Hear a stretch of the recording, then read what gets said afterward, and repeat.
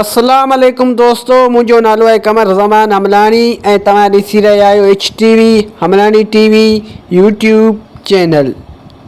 जीअं त दोस्तों तव्हां सभिनि खे ख़बर आहे त मां सिंधी ड्रामो ज़हर ज़िंदगीअ ते अॻु में बि काफ़ी सारा वीडियो ठाहे चुको आहियां ऐं जंहिंमें मां टोटल 387 मिस्टेकूं अॻु में ई ॾेई चुको आहियां ऐं अञा बि हिन ड्रामे में काफ़ी सारियूं मिस्टेकूं आहिनि। तंहिं करे हिकिड़ो ॿियो वीडियो मां हिननि मिस्टेकनि ते ठाहे रहियो आहियां।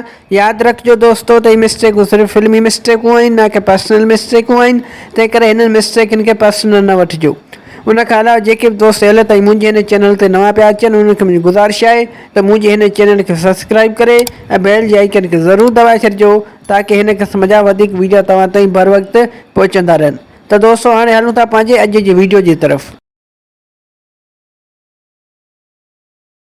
मिस्टेक नंबर 388 किस्त नंबर 99। दोस्तों हिन सीन में तव्हां क़ुर्बान ते गौर कयो त क़ुर्बान हिन वक़्तु कैमरा में निहारे रहियो आहे। दरअसल दोस्तों हिननि सभिनि खे डायरेक्टर इहो सम्झाए रहियो हुयो त छा चवणो आहे छा करिणो आहे।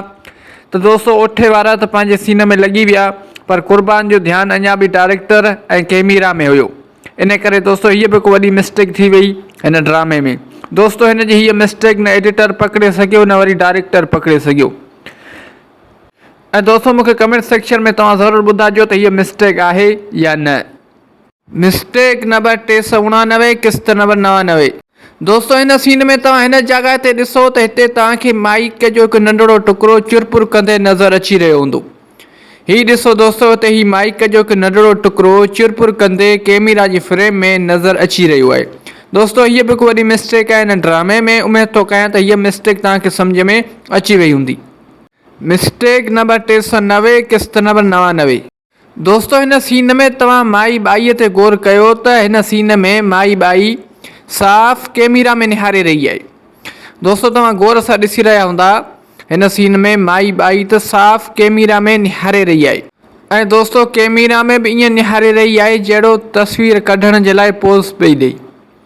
दोस्तों हिन जी हीअ मिस्टेक न डायरेक्टर पकिड़े सघियो न वरी एडिटर पकिड़े सघियो। हीअ हेल ताईं हिन ड्रामे जी सभ खां वॾी मिस्टेक आहे।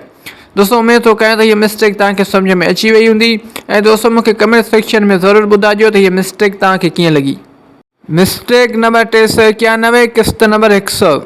दोस्तों हिन सीन में बि तव्हां हिन जॻह ते ॾिसो त हिते माइक जो टुकड़ो कैमरा जी फ्रेम में चुरपुर कंदे नज़र अची रहियो आहे।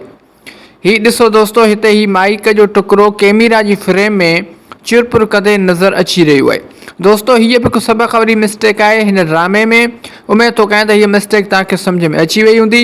दोस्तों हीअ मिस्टेक बि माइक मैन जी आहे। माइक मैन खे हीअ माइक कैमरा जे फ्रेम मां परे करणु खपे हा त हीअ मिस्टेक ई न थिए हा। बहरहाल दोस्तों हीअ बि हिकु वॾी मिस्टेक आहे हिन ड्रामे में।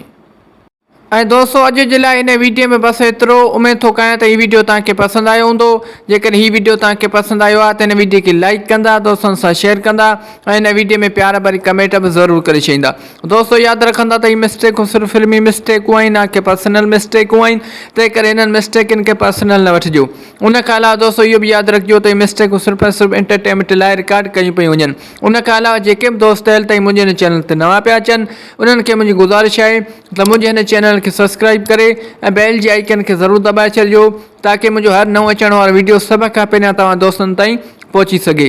त दोस्तों हाणे मिलूं था नेक्स्ट वीडियो में। तेसिताईं मूंखे ॾींदा इजाज़त। अल्लाह हाफ़िज़।